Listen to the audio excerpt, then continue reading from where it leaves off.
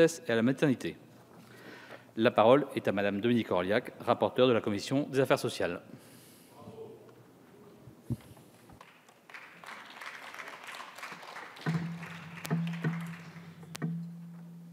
Monsieur le Président, Madame la Ministre, Madame la Présidente de la Commission des affaires sociales, mes chers collègues, l'Organisation internationale du travail, ce mardi 8 mars, c'était il y a 2 jours, lors de la Journée internationale de la femme, a rendu public un rapport intitulé « Les femmes au travail » et il rappelle que si presque tous les pays offrent une forme de protection lors de la maternité des femmes employées, en fait, près de 60% des femmes qui travaillent dans le monde ne bénéficient d'aucun droit statutaire à un congé de maternité.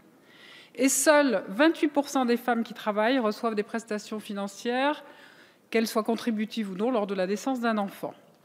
En France, depuis 1909, à la suite de l'adoption de la proposition de loi de Fernand Enguerrand, député du Calvados, les salariés enceintes bénéficient d'une protection contre le licenciement injustifié. Cette protection s'étend actuellement du début de la grossesse jusqu'à 4 semaines après l'expiration des droits à congé de maternité. Ces droits sont les mêmes en cas d'adoption, puisqu'une telle protection a été mise en place pendant le congé d'adoption de 10 semaines et les 4 semaines suivantes. Cette protection n'est cependant que relative, car au cours de cette période, l'employeur peut licencier la salariée en cas de faute grave non liée à l'état de grossesse ou en cas d'impossibilité de maintenir le contrat de travail pour un motif étranger à la grossesse ou à l'accouchement. La protection consiste donc avant tout à inverser la charge de la preuve, l'employeur devant dès lors démontrer que le licenciement n'est pas lié à la grossesse de son employé. Plus récemment, l'article 9 de la loi du 4 août 2014 pour l'égalité réelle entre les femmes et les hommes a introduit, à l'initiative de notre collègue Sébastien Denaja, le principe d'une protection relative de 4 semaines à compter de la naissance de l'enfant contre le licenciement du salarié nouvellement parent, dans les faits le conjoint. Le Code du travail prévoit en outre un certain nombre de mesures destinées à permettre la conciliation entre grossesse et travail. Il protège notamment la vie privée en interdisant à l'employeur de rechercher toute information sur l'état de grossesse de ses salariés. En outre, cette protection se conjugue avec un régime de lutte contre les discriminations qui interdit toute mesure prise en considération de l'état de grossesse de la salariée, si ce n'est à son avantage. C'est la loi du 27 mai 2008 portant diverses dispositions d'adaptation au droit communautaire dans le domaine de la lutte contre les discriminations qui a ainsi prévu que toute discrimination directe ou indirecte est interdite en raison de la grossesse ou de la maternité, y compris du congé de maternité. Toute discrimination fondée sur l'état de grossesse, notamment dans l'embauche, la sanction ou le licenciement de salariés constitue désormais un délit punissable de 3 ans d'emprisonnement et de 45 000 € d'amende. C'est un principe républicain qui est repris par des instruments internationaux de protection des droits des salariés, que ce soit par des conventions élaborées dans le cadre de l'Organisation internationale du travail ou par la directive européenne de 1992 qui concerne la mise en œuvre de mesures visant à promouvoir l'amélioration de la sécurité et de la santé des travailleuses enceintes, accouchées ou allaitantes au travail. La directive européenne du 19 octobre 1992 pose également le principe de l'interdiction du licenciement de la salariée enceinte jusqu'au terme du congé de maternité.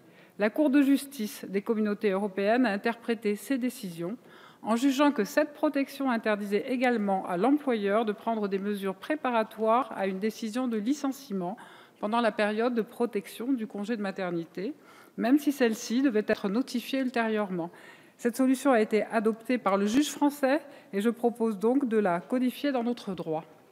Cependant, le chantier de l'amélioration de ces dispositions, lancé par la Commission européenne en 2008, a malheureusement été arrêté en 2015 et les institutions européennes n'ayant pas été en mesure d'aboutir sur un compromis, notamment sur l'augmentation du congé de maternité à 14, voire 20 semaines pour toutes les femmes européennes. Et dans le cadre de l'examen de ce projet de directive, le Parlement européen avait pourtant proposé, le 27 octobre 2010, de porter la période de protection à l'issue du congé de maternité à 6 mois, voire 26 semaines. L'avancée que je propose n'apparaît pas si exceptionnelle si on regarde la protection qui est prévue par d'autres législations nationales. Pour ne citer que quelques exemples au sein de l'Union européenne, elle est de 4 mois à compter de la naissance de l'enfant en Allemagne, 9 mois en Espagne, 1 an en Italie et 6 semaines après le retour au travail pour les salariées néerlandaises. Et même s'il existe des textes protecteurs, il convient de constater que la réalité est moins favorable à la conciliation entre maternité et travail, malgré l'avancée que représente l'institution du congé de paternité et de l'accueil de l'enfant en 2001. Dans les faits, les mères continuent de porter l'essentiel de la charge du travail domestique et des soins aux enfants. Ce sont elles qui paient le plus lourd tribut en termes d'emploi et de carrière professionnelle. L'interruption des carrières féminines du fait de la maternité reste un réel handicap et les femmes restent vulnérables.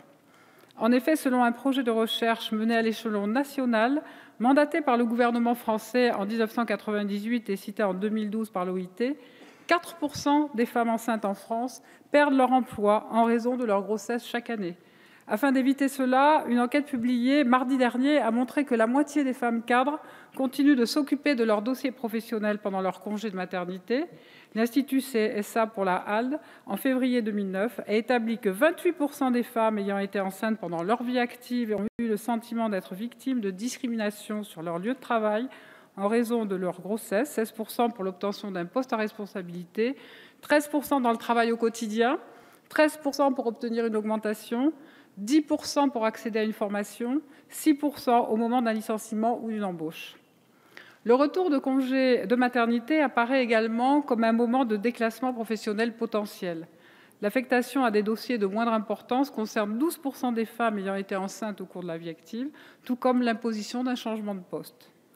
D'autres situations récurrentes témoignent ainsi de l'obstacle que constitue la grossesse sur le marché du travail et du non-respect des droits afférents. Licenciement ou rupture conventionnelle immédiatement imposée à l'issue du congé de maternité, occupation pérennisée du poste de la salariée par son remplaçant au cours de son congé de maternité, suppression injustifiée de son poste à la faveur d'une réorganisation défavorable au poste de la salariée, rétrogradation, isolement, harcèlement, sont autant de situations inacceptables que le législateur ne peut laisser prospérer. C'est pourquoi le Défenseur des droits s'est saisi de cette proposition de loi sur laquelle il a rendu un avis le 24 février dernier, dans lequel il fait part de son soutien aux dispositions prévues. Il estime qu'elles constituent un moyen juridique pertinent pour remédier à ces situations. Par ailleurs, les auditions des partenaires sociaux que j'ai conduites ont fait ressortir que les confédérations syndicales soutiennent les principes sur lesquels le texte s'appuie. Elles reconnaissent la nécessité d'améliorer la protection relative des contrats de travail, aussi bien pour les mères que pour leurs conjoints, qui doivent concilier leur activité professionnelle avec l'arrivée d'un nouvel enfant. Pour leur part, les organisations patronales se sont montrées plus réservées, s'interrogeant davantage sur la pertinence de modifications législatives que sur le fond de la question. La proposition de loi que je vous présente envisage d'améliorer la protection des salariés à l'issue de leur congé de maternité et de codifier les progrès de la jurisprudence. Dans un premier temps, elle vise à porter la protection de la salariée à l'issue du congé de maternité de 4 à 10 semaines, ce qui correspond à la durée totale minimale du congé postnatal fixé par le Code de la sécurité sociale et le Code du travail. Il s'agit ainsi d'établir un parallélisme des formes et avant tout d'instaurer un délai raisonnable de protection permettant aux femmes de se réinsérer pleinement dans leur emploi. Tel est le sens de l'avis du Défenseur des droits. Cette modification ne remettrait cependant pas en cause les dispositions du Code du travail relatives au licenciement pour faute grave non liée à l'état de grossesse ou si l'employeur justifie de son impossibilité de maintenir ce contrat pour un motif étranger à la grossesse ou à l'accouchement. Dans un deuxième temps, elle propose d'inclure dans cette période de protection relative les congés payés pris à l'issue du congé de maternité. Il est aujourd'hui courant qu'une salariée amenée à suspendre son contrat de travail pour prendre son congé de maternité cumule celui-ci avec les congés payés auxquels elle a droit. Cependant, le Code du travail ne précise pas, dans ce cas, si la période de protection des 4 semaines commence à la fin du congé de maternité ou lors du retour effectif de la salariée prenant immédiatement des congés payés. La Chambre sociale de la Cour de cassation a eu récemment l'occasion de préciser que la protection comprenait cette période de congés payés. Enfin, dans un troisième temps, elle propose d'étendre à 10 semaines la protection du contrat de travail des conjoints. La loi du 4 août 2014 prévoit une protection contre le licenciement pour le conjoint d'une durée de 4 semaines à compter de la naissance de l'enfant. L'article 2 porte à 10 semaines cette période de protection, sans en modifier la possibilité de le licencier pour une cause extérieure à l'accueil du nouvel enfant ou en cas de faute grave. Ces progrès constitueront une clarification du régime de protection qui existe déjà dans le droit, mais dont la mise en place concrète reste problématique pour les femmes. Les droits attachés à la parentalité sont la condition nécessaire pour permettre à tous les salariés, hommes et femmes, de participer à l'éducation de l'enfant, de concilier vie parentale, vie professionnelle. Alors, en conclusion, ce texte constitue plus une évolution qu'une révolution. Il s'agit de permettre aux femmes, mais également aux hommes, de mener une carrière tout en disposant du temps nécessaire à l'éducation de leurs enfants. Il s'agit donc ici de conforter dans notre droit une avancée sociale qui n'engendre aucune dépense pour l'État ou l'employeur et qui s'inscrit dans la lignée de la promotion de l'égalité entre les femmes et les hommes, ainsi que dans les mutations que connaît notre société quant au rôle du conjoint au moment de la naissance de l'enfant et quant à l'indépendance de la femme d'aujourd'hui. Je vous remercie. Merci, Madame la rapporteure.